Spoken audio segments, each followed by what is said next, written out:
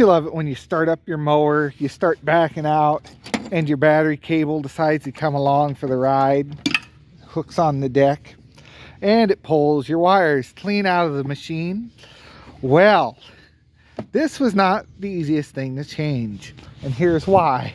I had to go buy a precision screwdriver set with a security bit. $20. I have tons of these sets, but not a single one had a security bit. Lovely. All because of these screws. This thing's been sitting in pieces for about a year.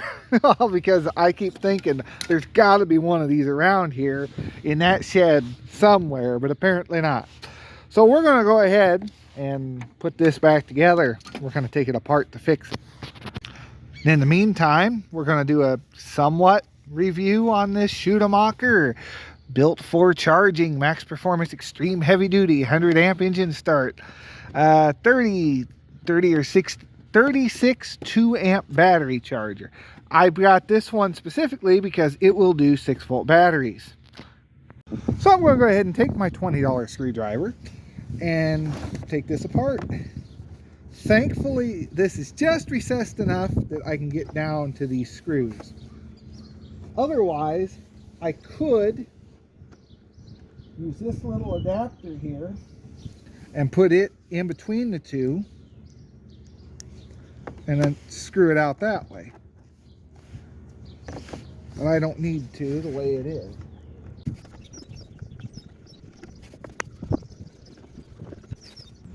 Now with all the screws removed, let's see if we can just take this bottom base off without too much of an issue.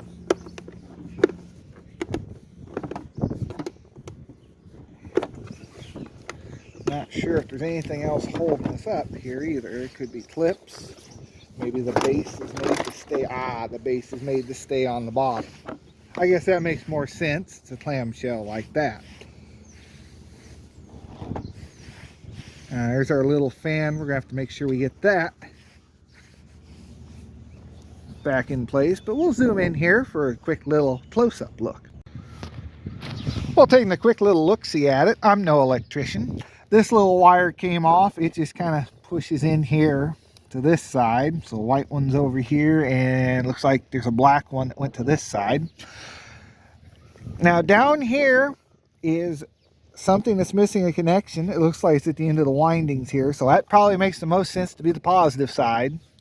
And this over here obviously had something attached to it, the way it got ripped off there.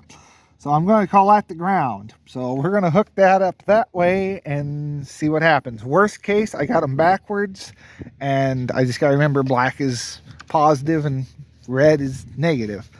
Yeah, I can barely say it. I won't remember it. We'll take it apart and flip them. But looking at this, I don't see anything else that's missing a connector, and you can just see my hand. But we've got a little electronics board up here for the buttons and lights and everything, and just a big transformer and a little fan back here, and some controlling doodad magic stuff going on here. Like I say, I'm no electrician. I understand enough to something pulled off of that, something pulled off of that, and that pulled off in there. In case your power cable ever comes out, which I sure hope not, because there's a lot up in here, it goes up, curves around, and one wire comes off this way and goes this little, I don't know, it looks like a solenoid to me. Then the other one goes off and goes to a push-on connector right here in the middle. You have a yellow wire that goes off, up, around to this connector here, right under Schumacher. Is there anything else? We have two red wires. This one here goes to this guy, whatever that is. If this has been energized anytime recently, I wouldn't be messing with it, but it's been off for like a year. And then this other one goes to the bottom one. And then there's a little ground jumper, it looks like, here.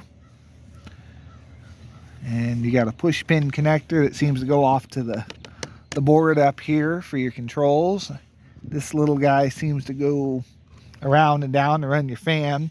Looks like there's a second power port the exact same way in case there was a second fan setup, maybe, probably. So maybe you could add an extra fan for more cooling. I don't know.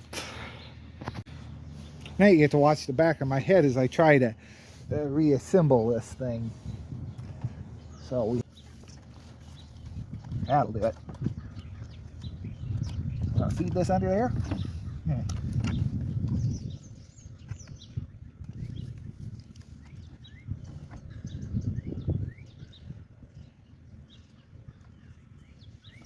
Okay.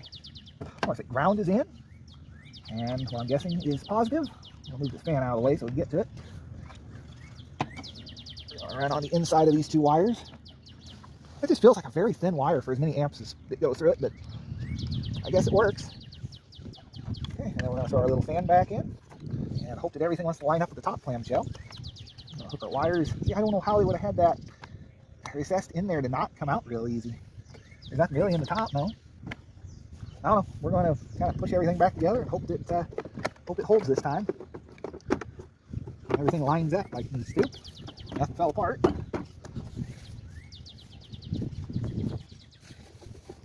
I know our case is a little bit off.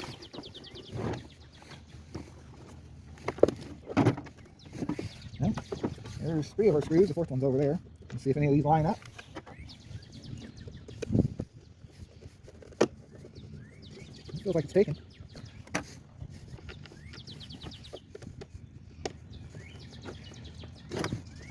Oh, it feels so good. Well, maybe. He's grabbing on something.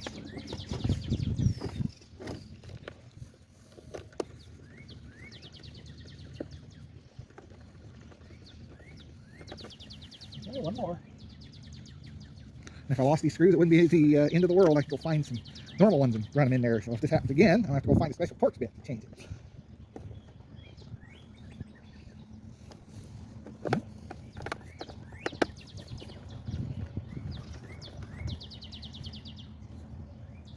Yeah, feels pretty good.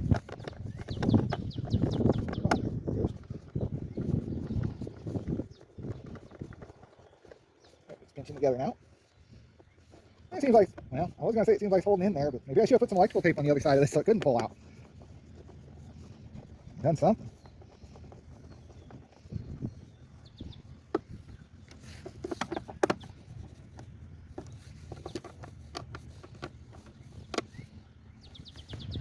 Yeah, I'm not the biggest fan of that. I guess that side has some play in it too, but yeah, it's just going to pull out again at some point. I'll just have to be careful with it. Well, here goes nothing. Let's see if it'll power on. UXW Bill would say, smoke test. Uh-oh.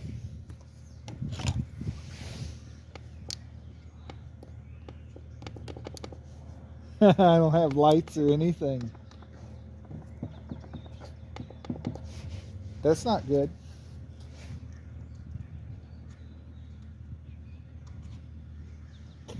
I would have expected to see at least some sign of life out of it.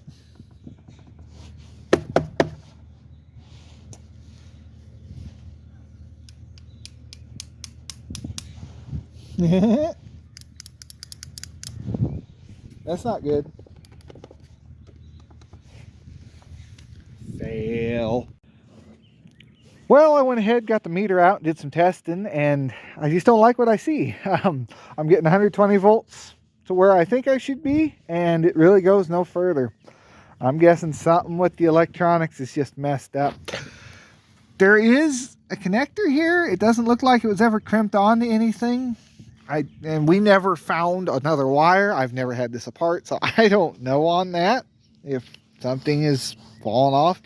I wonder if this thing took a harder hit than I first thought, because look at how that's coming apart. Maybe because it did kind of drag before it pulled those wires all the way out, so maybe I broke something on the board. Not really sure. I don't know how much time I want to put into this thing. And I really liked this unit. I just don't know if I would buy another one of these. Just the amount of electronics is kind of scary to me. And we got these buttons that, from what I remember, the start-stop button was a little finicky the whole time I had it. Sometimes it didn't always want to do what I wanted it to. So I don't know, maybe this is just a hooped unit from the get-go. Darn it. I bought a $20 screwdriver set just to try and fix this thing, and I don't know if I fully recommend it. It did a really great job when it worked, I will say that. It really put some power out, great for jumping batteries, but I don't know about the longevity of it. Kind of unfair me saying that, considering it sat probably not the best environment for a year. But then we come to an older model battery charger. This is a Sears. I have no idea the year on it. If I can find it, I'll post it here or something. According to the date code on the bottom, 10/1/68/1, maybe 1968, which would be believable. This is something Grandpa had. And I would just about bet the channel that this thing is still going to put 12 volts out. So let's find out how well this beat up old Sears works after all these years.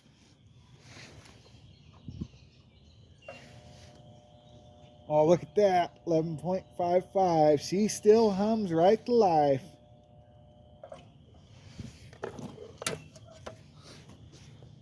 So there's that. Sadly, I think we're going to leave this on a bit of a sour note. I don't know where else to go with it. I would think I'd at least be getting something on the screen, because the way that this is wired up, it's power going through this wire to the screen, or at least to the control panel. I think I'd have something showing up here. And I did try hooking it up to a battery, see if that made any difference. It really should have some lights on without being hooked to a battery in the first place. And just nothing. So if anyone has any ideas on what I should look at, I don't really want to give up on this just yet, but there's a lot of electronics in here. It could just be something shorted out, went bad, got corroded. You know, obviously there's been moisture that's gotten up into this thing before. So we're going to shelf this. If anyone has any ideas, we'll come back to it in the future. I'll throw it back together.